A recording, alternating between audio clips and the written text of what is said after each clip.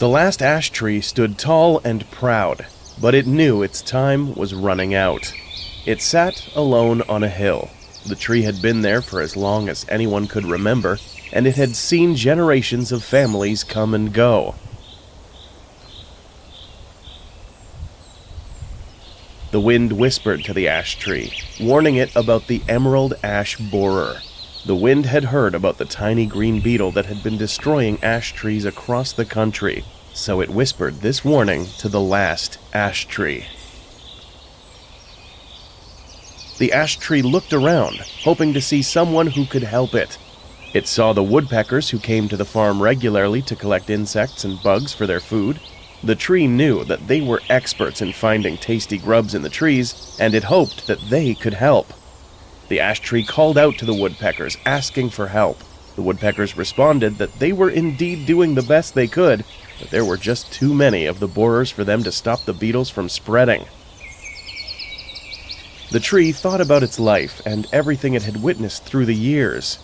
The birds landed gently on its branches, singing out a lovely song for all to hear.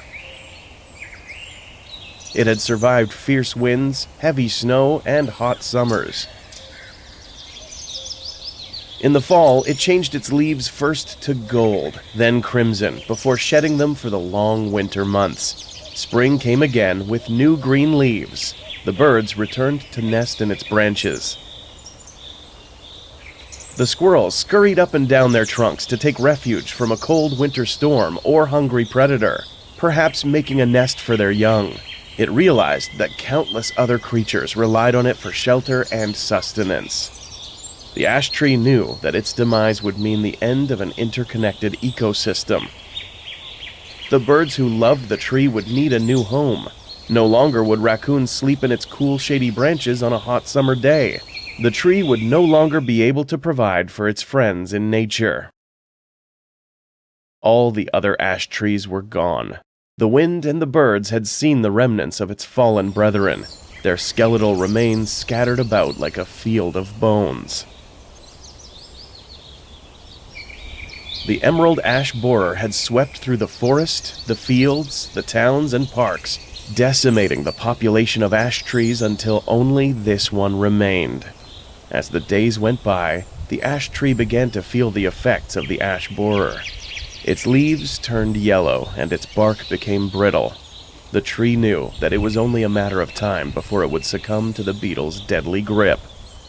The ash tree thought back to when humans had introduced the ash borer, unknowingly bringing the invasive species to the area, likely through the movement of firewood or other infested materials. The tree couldn't help but feel angry that its fate had been sealed by human carelessness and ignorance.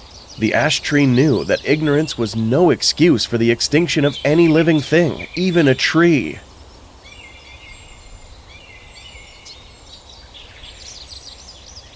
The ash tree had always been there for the humans and the animals, providing shade and shelter. But now it was facing its own demise. The tree had always known that it would eventually die, but it had never expected to die like this. As the ash tree weakened, it knew that it was time to let go. As the last ash tree breathed its final breath, the hill fell silent. The birds stopped singing.